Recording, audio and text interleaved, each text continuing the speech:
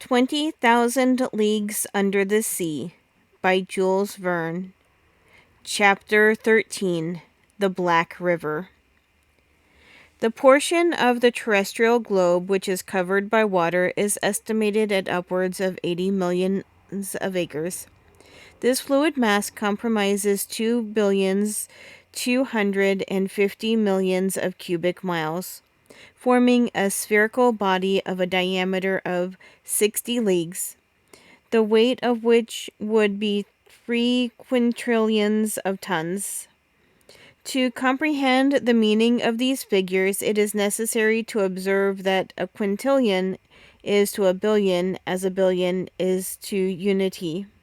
In other words, there are as many billions in a quintillion as there are units in a billion.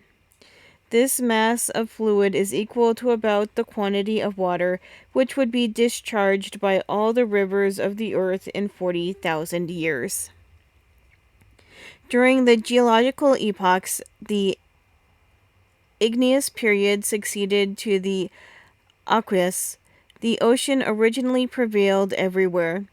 Then, by degrees, in the Silurian period, the tops of the mountains began to appear.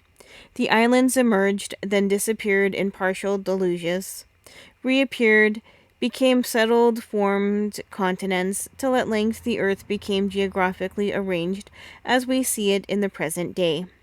The solid had wrestled from the liquid 37,657 square miles, equal to 12,960,000,000 of acres.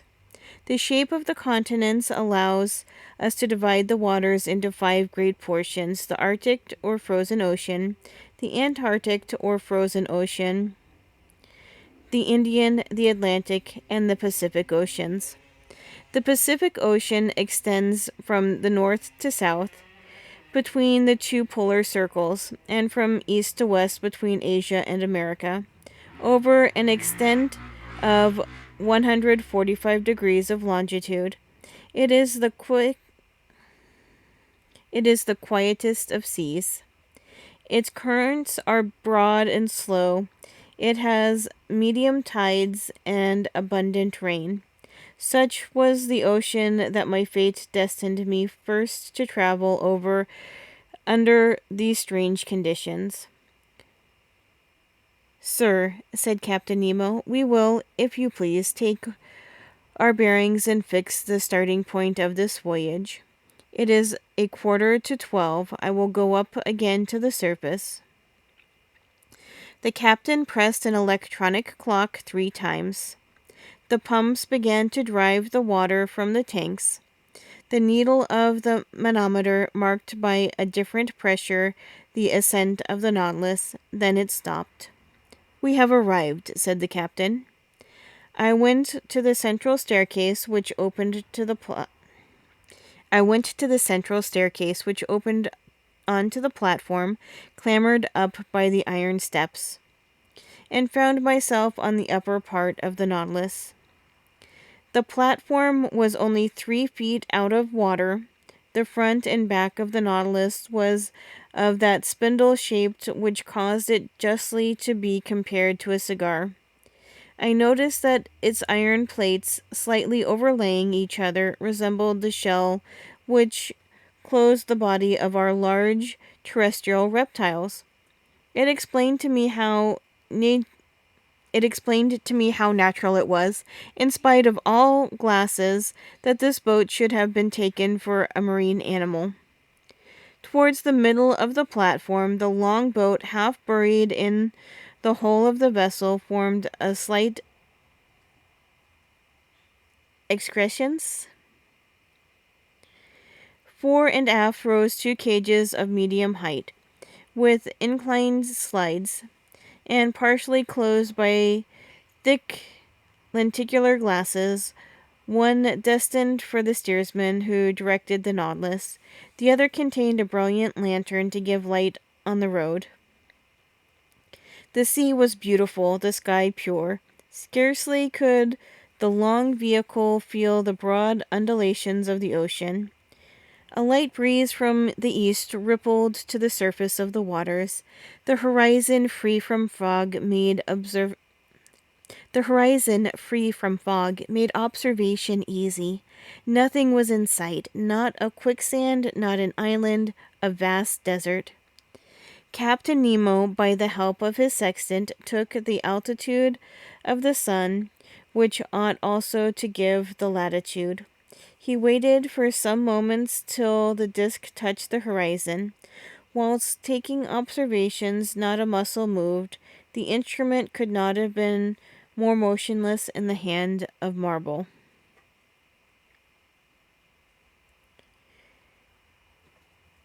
"12 o'clock, sir," said he. "When you like." I cast a last look upon the sea, slightly yellowed by the Japanese coast, and descended to the saloon.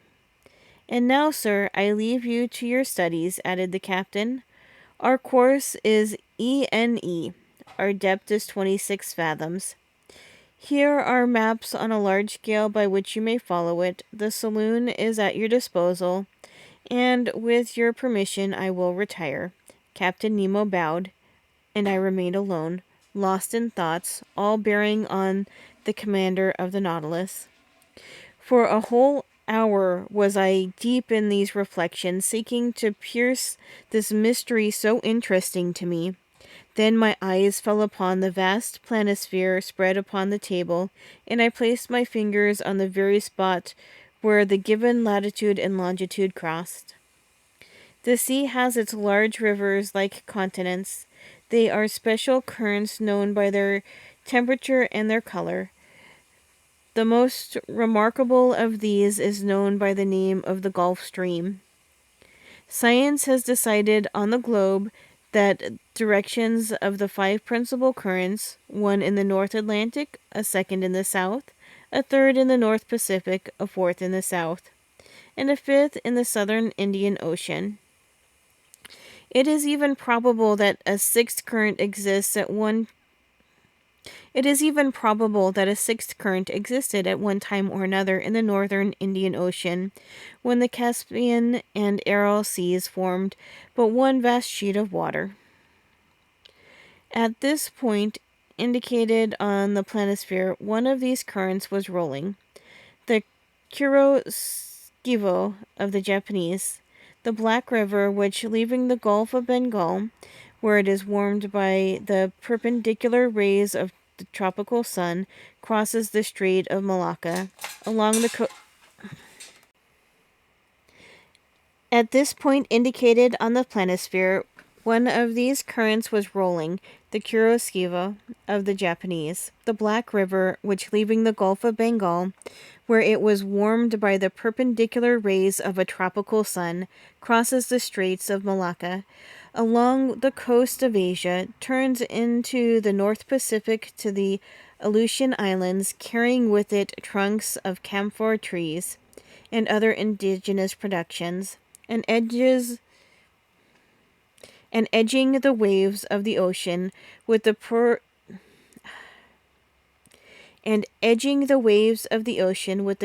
indigo of its warm water. It was this current that the Nautilus was to follow. I followed it with my eyes, saw it lose itself in the vastness of the Pacific, and felt myself drawn with it, when Ned Land and Conseil appeared at the door of the saloon. My two brave companions remained petrified at the sight of the wonder spread before them. "Where are we? Where are we?" exclaimed the Canadian. "In the museum at Quebec?" "My friends," I answered, making a sign for them to enter, "you are not in Canada, but on board the Nautilus, 55... No.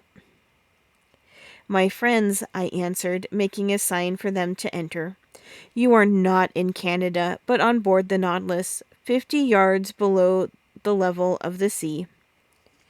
"But Aronnax," said Ned Land, "can you tell me how many men there are on board? 10, 20, 50, 100?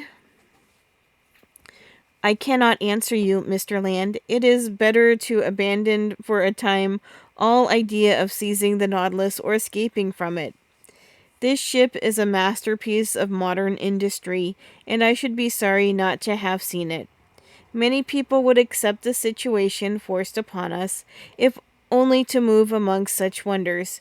So be quiet and let us try and see what passes around us. See, explained the harpooner.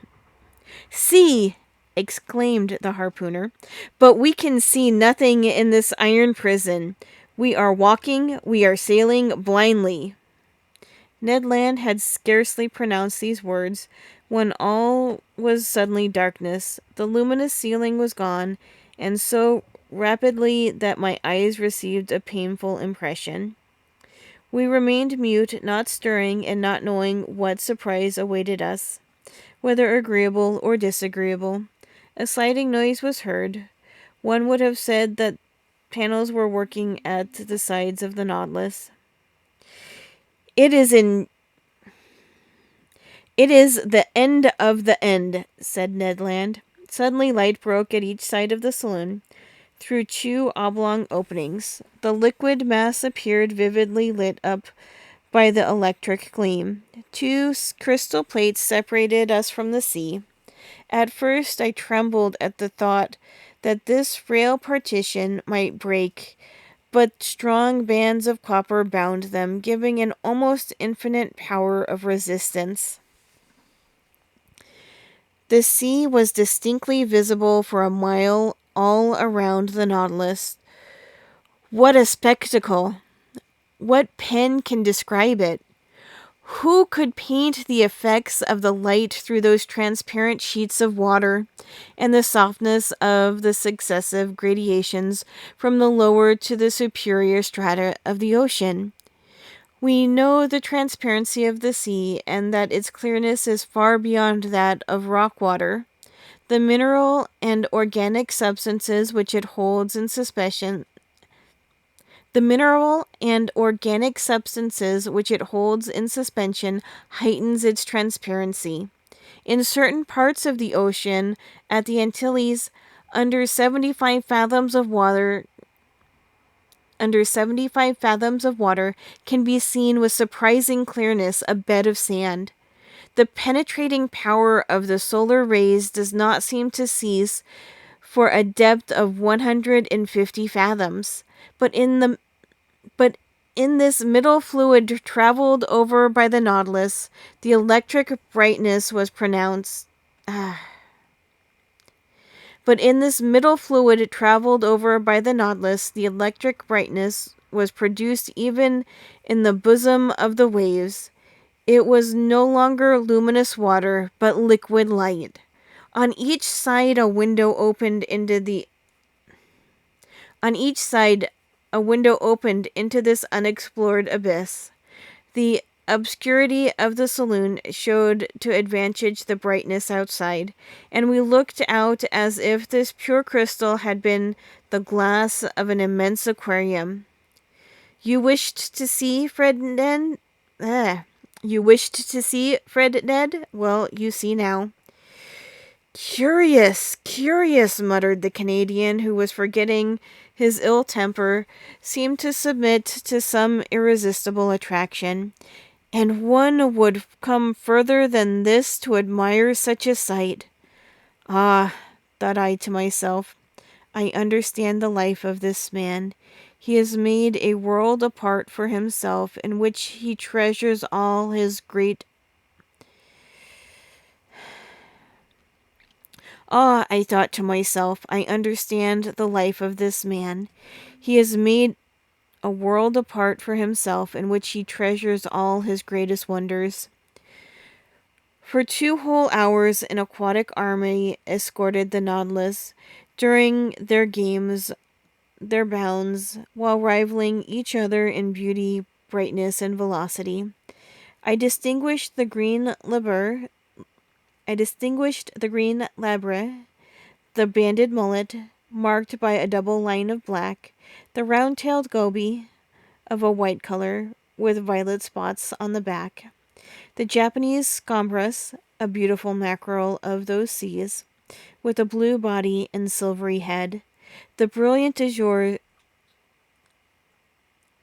the brilliant azures, whose name alone defies description, some banded spears with variegated fins of blue and yellow, the woodcocks of the sea, some specimens of which attain a yard in length, Japanese salamanders, spider lampreys, serpents 6 feet long, with eyes small and lively, and a huge mouth bristling with teeth, with many other species.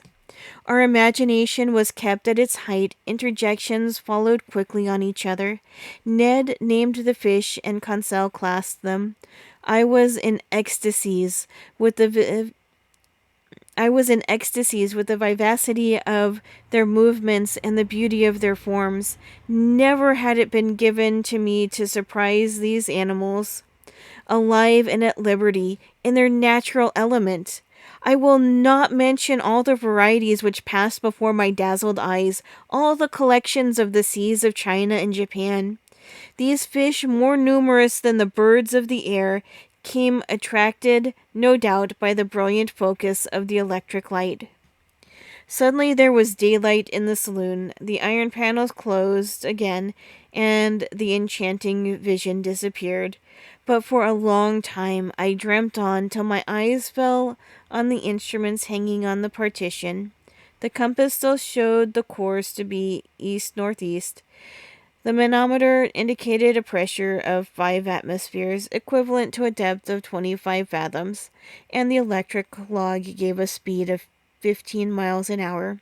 I expected Captain Nemo, but he did not appear. The clock marked the hour of 5. Ned Land and Conseil returned to their cabin, and I retired to my chamber. My dinner was ready. It was composed of turtle soup made of the most delicate hawkbills, of a surmullet served with puff paste, the liver of which prepared by itself was most delicious, and fillets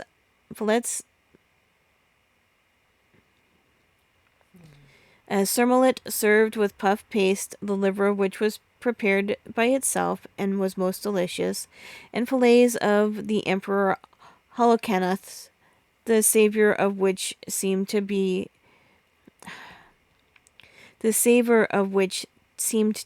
superior even to salmon. I passed the evening reading, writing, and thinking. Then sleep overpowered me, and I stretched myself on the couch of Zostera and slept profoundly, whilst the Nautilus was gliding rapidly through the current of the Black River.